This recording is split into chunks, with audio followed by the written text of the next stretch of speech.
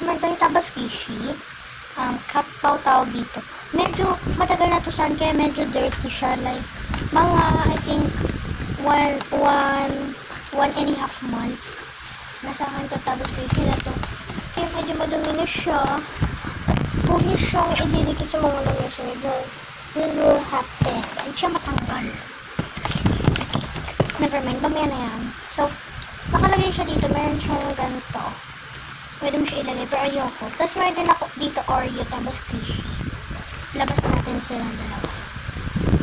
Ito muna yung una, kapaw. Ito, tignan nyo, medyo natatanggal siya. Rate ko dito 9.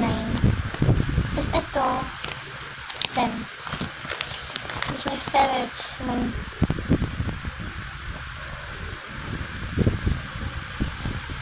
hindi kasi siya masyado sticky. Pwede mo natin sila ipag-mix the aerosols.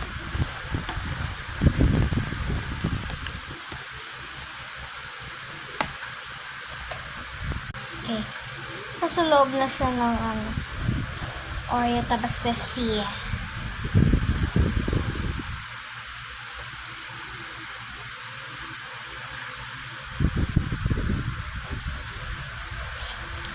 Tingnan natin siya. Lucis my hair. Yan.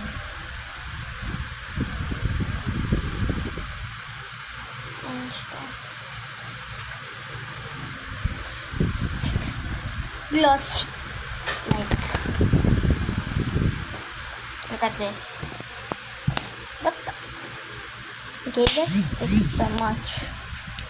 But, next, ito naman cat paw. Try natin. Rate ko sa stick nito, 10. Kasi medyo hindi siya masyado sticky. And this is the one.